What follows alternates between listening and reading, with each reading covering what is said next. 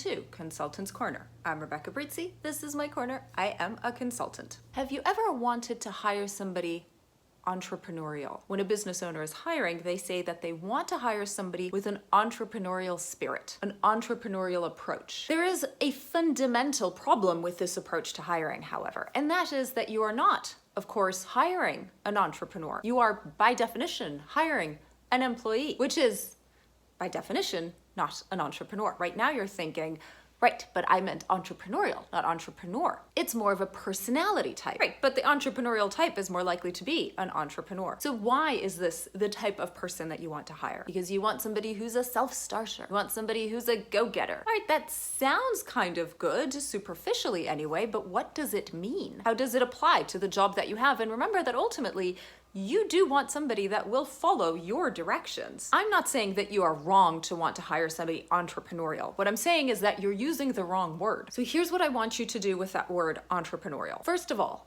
what does that word mean to you? What are those traits in how they work and how they behave and how they express themselves and how they interact with others? What does entrepreneurial mean to you? Specifically, and I'm not looking for a list of other adjectives. Give me a small paragraph, give me prose to answer this question. Now, I'm guessing that this is somebody who, when posited with a dilemma, reacts in a certain way or finds a solution in a certain way. I'm guessing this is somebody who can prove to you that they also self-educate in a certain way, that they have a natural inclination to learning new things and applying those things. I'm guessing this is probably also somebody who's able to demonstrate a certain amount of autonomy in their work or in decision making. This is probably also somebody who is self-motivated to a great extent. But I don't want to be putting words in your mouth. These are some of the things that I associate with entrepreneurial. Those are examples to get you started. You build your own. And then, once you have that paragraph, I want you to answer,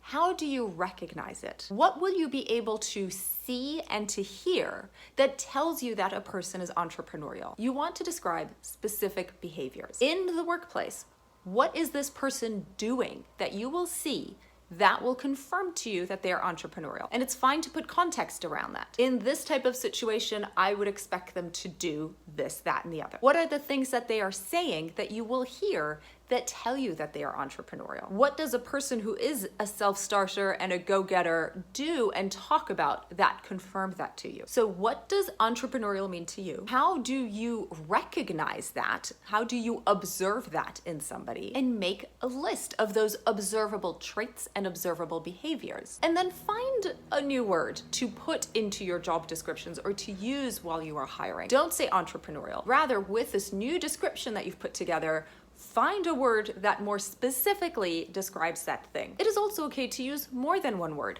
It can be a short sentence.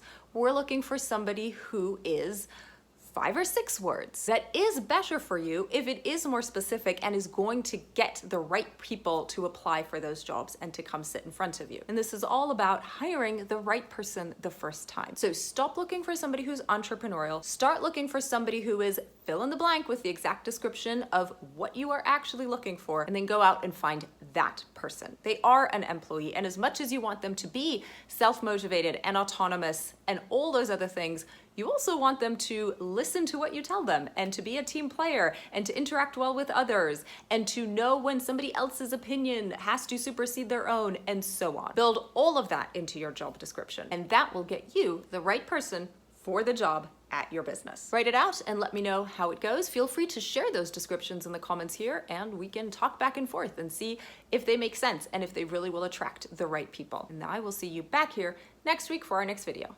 Bye now.